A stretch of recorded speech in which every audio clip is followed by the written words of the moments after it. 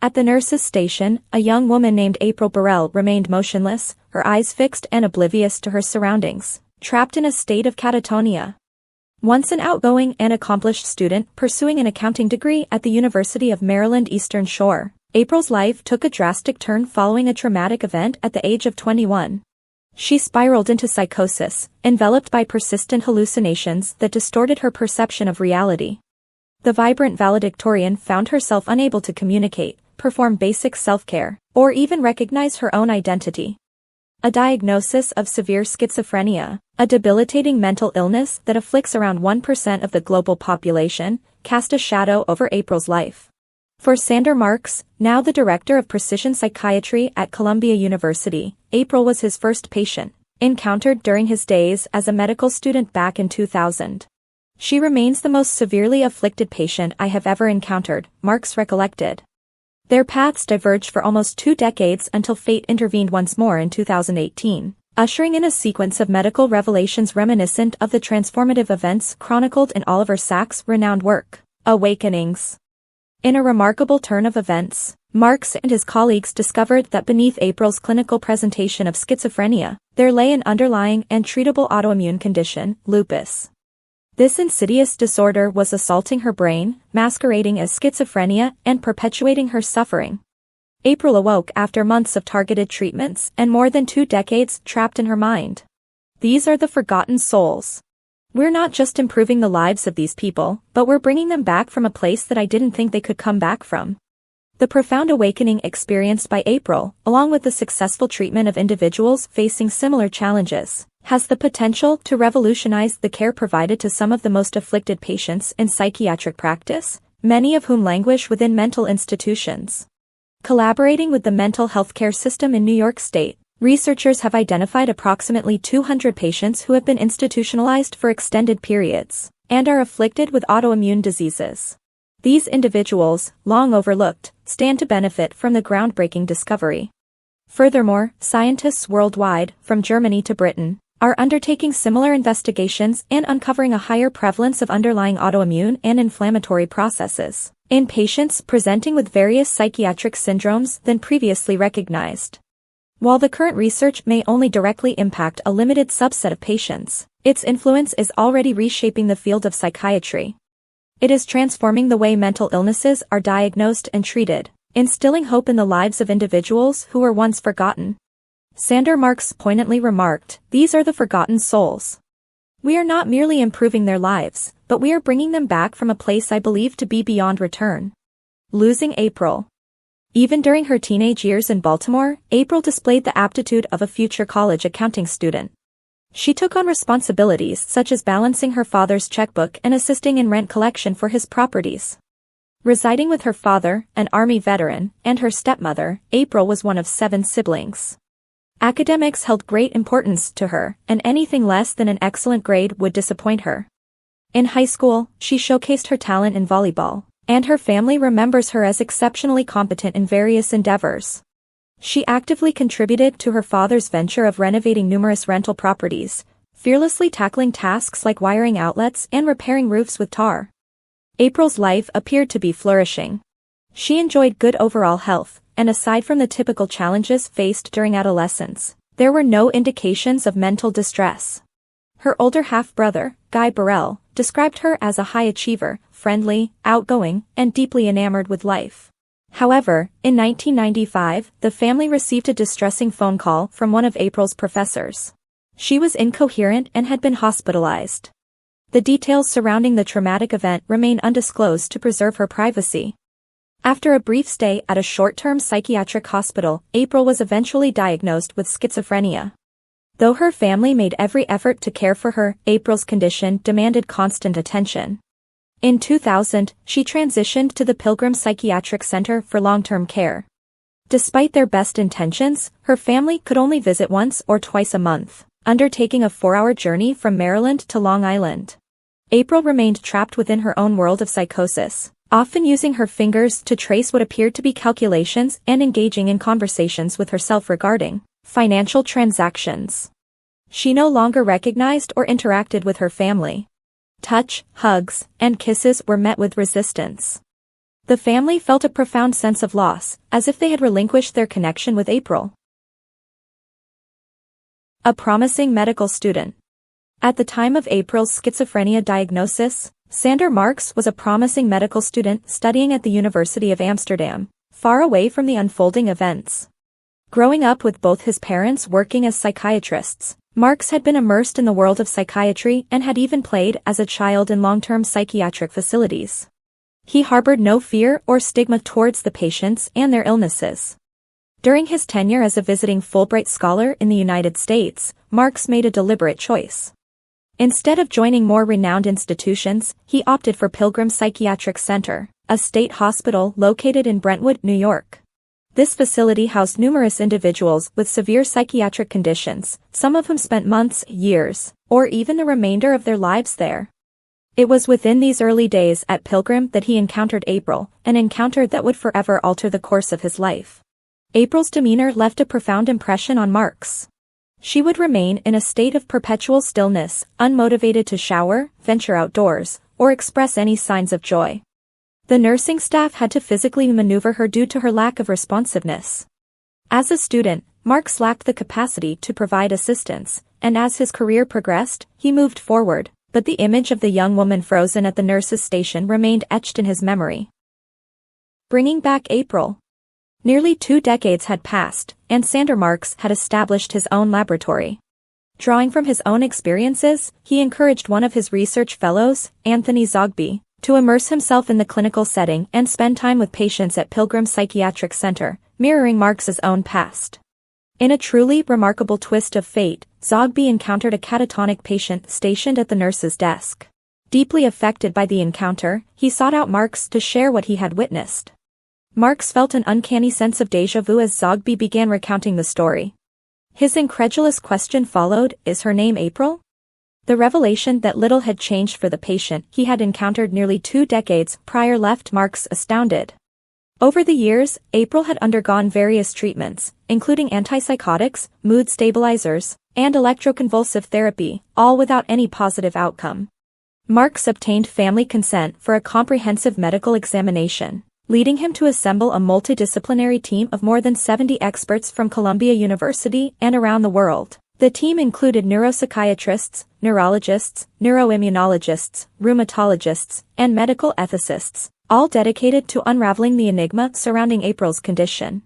The first significant breakthrough emerged from her blood work, which revealed an excessive production of diverse antibodies by her immune system, all targeted against her own body. Further brain scans substantiated that these antibodies were inflicting damage upon April's temporal lobes, brain regions intricately connected to schizophrenia and psychosis. The team put forth a hypothesis that the antibodies present in April's system may have disrupted the receptors responsible for binding glutamate, a vital neurotransmitter involved in the transmission of signals between neurons. While April exhibited all the clinical manifestations of schizophrenia, the team believed that the root cause lay in lupus, a complex autoimmune disorder characterized by the immune system attacking the body's own tissues, including the skin, joints, kidneys, and other organs. However, April's symptoms deviated from the typical presentation of lupus, with no apparent external indications of the disease. Instead, it seemed that lupus was specifically affecting her brain. This autoimmune disease now appeared to be a precise biological cause, offering a potential target for treatment of the neuropsychiatric challenges April faced. Whether her earlier trauma had triggered the development of the disease or was unrelated to her condition remained unclear. The diagnosis left Marks contemplating the number of patients similar to April who might have been overlooked and dismissed as untreatable. He acknowledged the uncertainty surrounding the prevalence of such cases, stating, "We don't know how many of these people are out there. But we have one person sitting in front of us, and we have to help her." Waking up after 2 decades. With a clear objective in mind, the medical team embarked on a mission to counteract April's hyperactive immune system. They initiated an intensive immunotherapy treatment specifically designed for neuropsychiatric lupus. Over a period of 6 months, April would undergo monthly cycles of rigorous treatment. Each cycle involved short yet potent intravenous steroid pulses administered for 5 consecutive days, accompanied by a single dose of cyclophosphamide, a potent immunosuppressive drug typically utilized in chemotherapy and adapted from the field of oncology. Additionally, she received rituximab, a drug initially developed to combat lymphoma. The treatment regimen demanded resilience as it necessitated a month-long pause between each of the 6 rounds, allowing the immune system to recover. However, April began displaying signs of improvement almost immediately. As part of the standard cognitive assessment known as the Montreal Cognitive Assessment, MoCA, April was tasked with drawing a clock, an established method to evaluate cognitive impairment. Prior to treatment, her drawings resembled unintelligible scribbles, aligning with the cognitive capacity of a patient with dementia. However, after the first 2 rounds of treatment, a remarkable shift occurred. She managed to sketch half a clock, as if one hemisphere of her brain was regaining functionality. By the completion of the 3rd round, approximately a month later, her rendition of the clock appeared nearly flawless. Despite the positive progress in her cognitive abilities, April continued to experience persistent psychosis. Consequently, some members of the medical team proposed transferring her back to Pilgrim Psychiatric Center.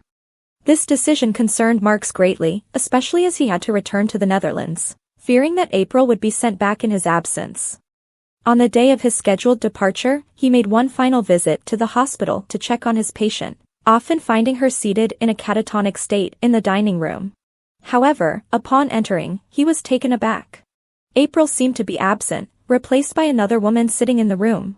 Marks initially couldn't recognize her, as she appeared markedly different from the person he had known for over 2 decades, a person previously so severely impaired.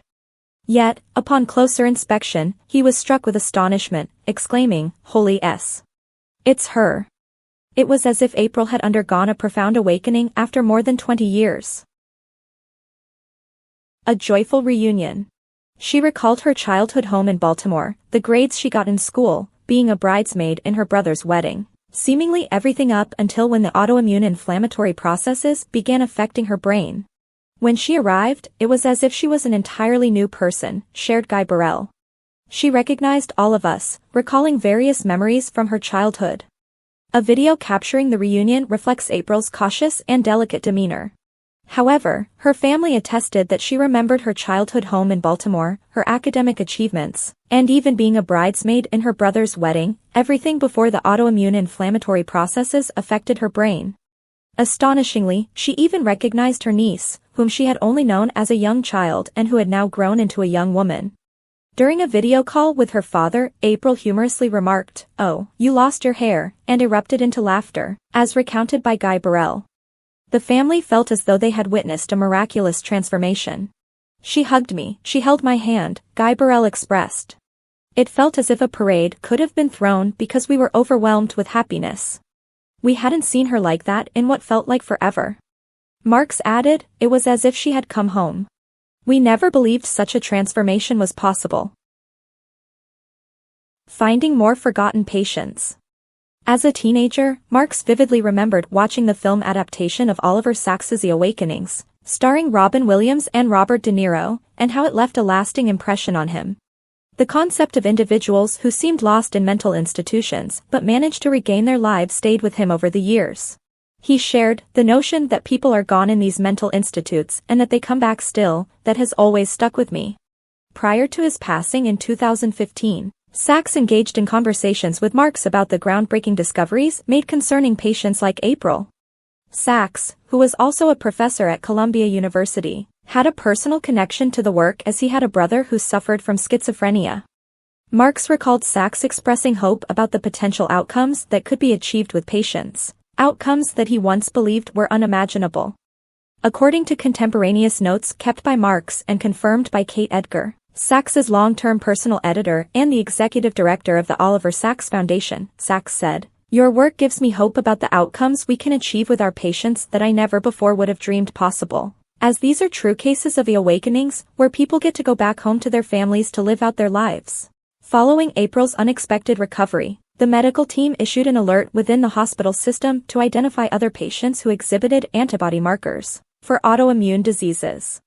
Several months later, Anka Askanase, a rheumatologist and the director of the Columbia Lupus Center, who had been involved in April's treatment, approached Marks with an intriguing statement, "I think we found our girl."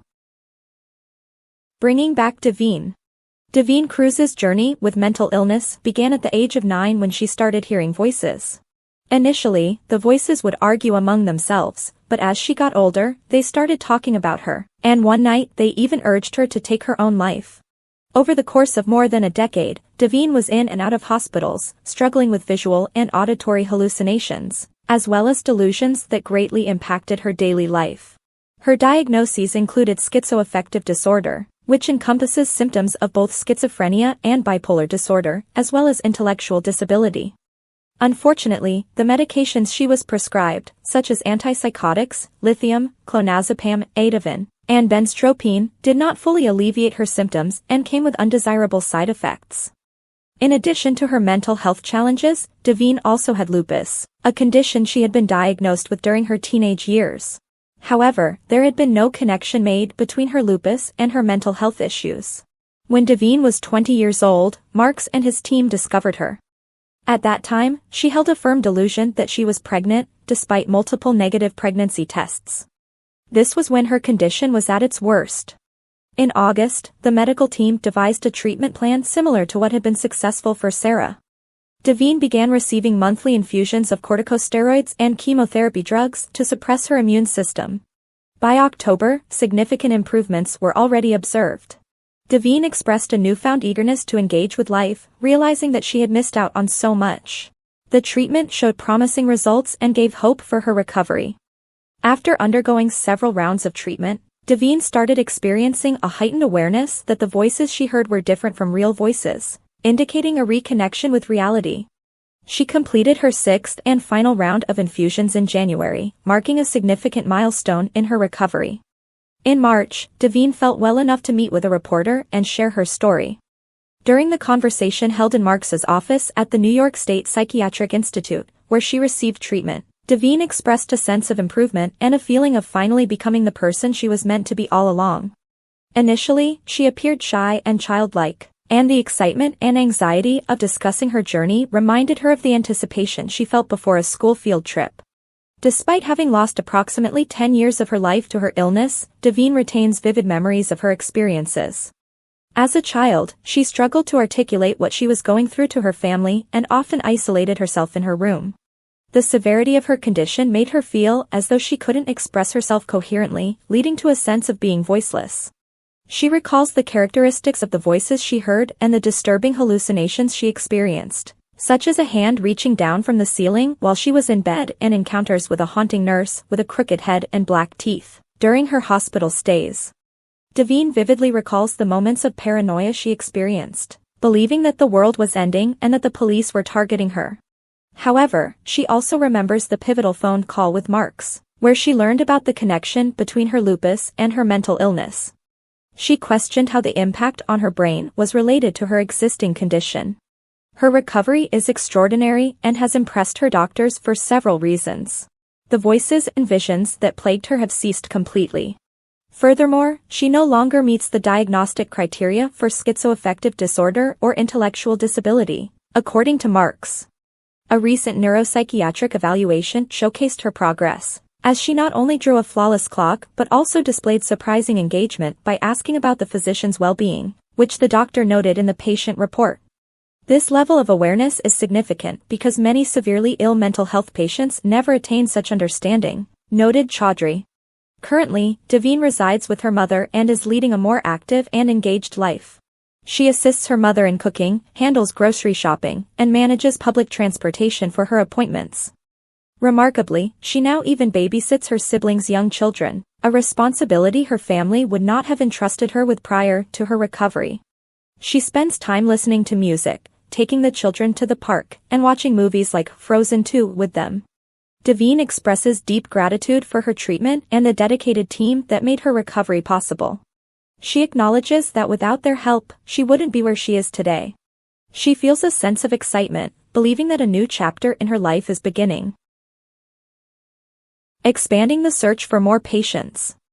The groundbreaking cases of Sarah and Devine have sparked a belief among doctors, including Marks, that there may be many more patients with psychiatric conditions whose symptoms are caused or worsened by underlying autoimmune issues. As a result, the SNF Center for Precision Psychiatry and Mental Health at Columbia was established, thanks to a generous $75 million grant from the Stavros Niarchos Foundation. The center aims to develop new treatments based on specific genetic and autoimmune causes of psychiatric illness. Since its opening, Marks and his team have provided care and treatment to approximately 40 patients at the SNF Center. They are collaborating with the New York State Office of Mental Health, which oversees a substantial public mental health system, to conduct whole genome sequencing and autoimmunity screening on inpatients at long-term facilities. This effort is aimed at identifying underlying genetic and autoimmune factors in severe mental health cases. Thomas Smith, the Chief Medical Officer for the New York State Office of Mental Health, emphasizes the significance of these detailed analyses in helping the most disabled and severely ill patients. Even if they can assist only a small fraction of these individuals, the impact can be profound, potentially saving lives, enabling patients to leave hospitals, and facilitating their reintegration into the community. There are ongoing discussions to expand the screening efforts to include the 20,000 outpatients in the New York State mental health system. It is crucial to address the undertreatment of serious psychiatric disorders, such as schizophrenia, especially within underprivileged groups. Additionally, autoimmune disorders like lupus disproportionately affect women and people of color, often with more severe consequences, making it even more important to focus on these populations. Changing psychiatric care. The research on the connection between autoimmune dysfunction and neuropsychiatric conditions has generated considerable excitement within the scientific community. It is believed that understanding the underlying mechanisms in the brain during serious mental illnesses can lead to significant advancements in treatment and patient care. Evidence is emerging that implicates inflammation and immunological dysfunction as potential factors in a range of neuropsychiatric disorders, including schizophrenia, depression, and autism. This understanding has opened up new possibilities for treating patients who were previously managed differently. For example, in a study published in Molecular Psychiatry, Ludger Tybarts van Elst and his team identified 91 psychiatric patients with suspected autoimmune diseases, and found that immunotherapies were beneficial for the majority of them. Belinda Lennox, head of the psychiatry department at the University of Oxford, is currently enrolling patients in clinical trials to test the effectiveness of immunotherapy for autoimmune psychosis patients. Furthermore, researchers have identified 17 diseases, each with distinct neurological and psychiatric symptoms, in which antibodies specifically target neurons. One well-known example is anti-NMDA receptor autoimmune encephalitis, which was first identified by Josep Dalmau, a neurologist at the University of Barcelona Hospital Clinic. While the exact number of individuals who will benefit from this research remains uncertain, the potential impact on understanding and treating serious mental illnesses is significant. With advancements in technology and a growing understanding of the brain, researchers feel a responsibility to contribute to this field and improve outcomes for patients. As a result of the study, screenings for immunological markers in psychotic patients are now routine in Germany, where psychiatrists collect cerebrospinal fluid samples on a regular basis. Marks conducts a similar screening with his patients. He believes that highly sensitive and low-cost blood tests to detect various antibodies should be included in the standard psychosis screening protocol. I think we're at the dawn of a new era. This is just the beginning. The future holds promise for more targeted immunotherapy approaches that go beyond the current broad immune system suppression methods. This development is expected to be a significant advancement in the treatment of neuropsychiatric conditions. George Yankopoulos, the co-founder and president of Regeneron, a pharmaceutical company, believes that we are at the beginning of a new era in this field. Dr. Marks will be presenting the research findings at a conference organized by the Stavros Niarchos Foundation in June, where Devine will also share her story in her own words. Devine's message emphasizes the possibility of healing and overcoming the obstacles faced in life. She aims to inspire hope in others and convey the message that healing is possible even after enduring significant challenges. This ongoing research, combined with the potential for more targeted immunotherapies, indicates that we are at the early stages of groundbreaking advancements in the understanding and treatment of neuropsychiatric disorders. The future for patients like April and Devine. April, who is turning 50 this year, has faced challenges in her journey. Currently residing in a rehabilitation center, she has experienced a regression due to inadequate maintenance care. However, both Mark's and April's family remain hopeful that with the resumption of treatment, she will be able to improve. They believe in the importance of not giving up on individuals like April and continuing to provide support and care. Davine, now 21 years old, is still living with her family and exploring her passions such as writing poetry. She aspires to help others, potentially as an art therapist. However, she still requires support as she has lost over a decade of her childhood to her illness. The psychological experience she has gone through is akin to being in a coma for 10 years, and waking up to find that the world has moved on. The treatment team, including Stephen Kushner, co-director of the SNF Center, is working to help Davine and other patients catch up on the lost time and adjust to life after recovery. Davine stated that she wishes to inspire others in their struggles. When asked to share a piece of poetry, she chose The Healing, which begins, "Hello dear. I know you're struggling to find out what's wrong from right. Figuring out is it even too late to start anything. Going off based on fear.